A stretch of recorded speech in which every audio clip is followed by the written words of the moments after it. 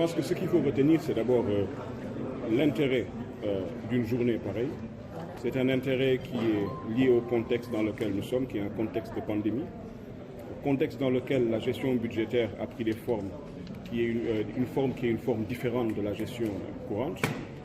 Contexte également de crise sanitaire, qui est un contexte d'exception, dans lequel l'État, en partenariat avec les organisations non gouvernementales, l'opposition, mais également toutes les forces vives de la nation, comme l'a rappelé tout à l'heure M. Cissé dans son intervention, a essayé de faire en sorte d'avoir une gestion participative et transparente des ressources qui ont été dévolues à la réponse face à cette crise qui était une crise quand même inattendue.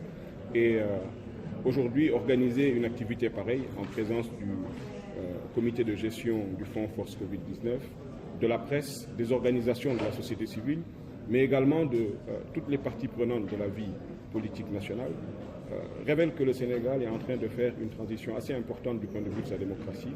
C'est que les questions politiques et électorales occupent certes une place importante, mais le dialogue sur la vie politique, le dialogue sur la vie publique, le dialogue sur les politiques publiques, mais également le dialogue sur les ressources budgétaires qui appartiennent à l'État, est un dialogue qui commence à s'installer davantage dans les pratiques des organisations non gouvernementales qui jouent, je le rappelle, un rôle assez important dans l'information, la sensibilisation des citoyens, mais également le plaidoyer pour une bonne gouvernance des ressources. On a fait confiance à des acteurs. Dans ce comité, on a toutes les parties prenantes de la société.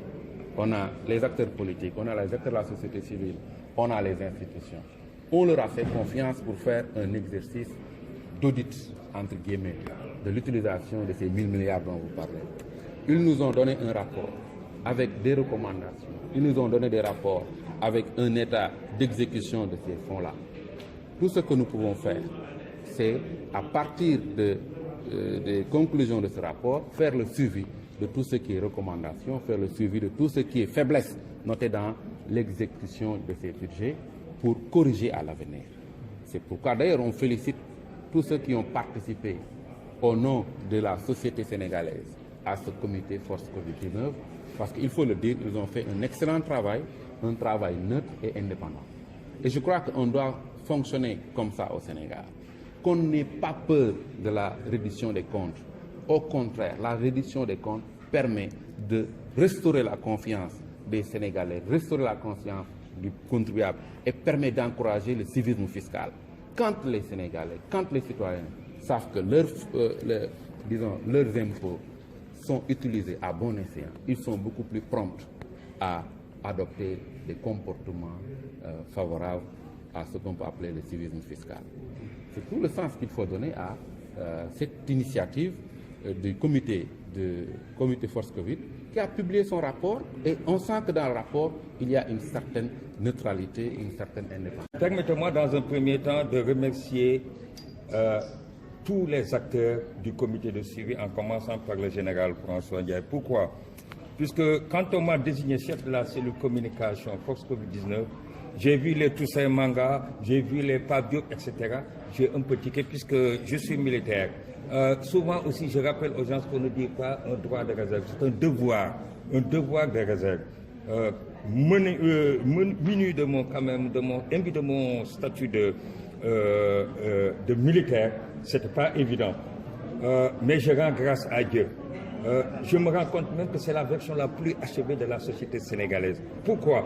Puisque quand vous trouvez les consommateurs, quand vous trouvez également les non-alignés, l'opposition parlementaire, les institutions, pour travailler sur 1000 milliards, ça va être 1000 milliards, 1000 problèmes et 1000 questions, mais je rends grâce à Dieu.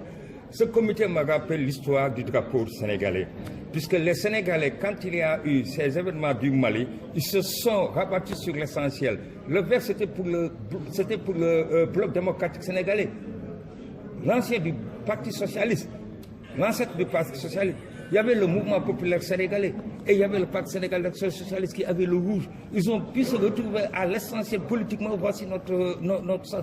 Et je me suis retrouvé également dans cet élan de solidarité nationale, mais également d'engagement citoyen quand j'ai vu également les résultats que ça a donné. Puisque pendant plus d'1 an, On a eu à travailler ensemble et dans un esprit fraternel. Aujourd'hui, il y a plutôt une famille qui nous lie et c'est ça le Sénégal dont on a besoin.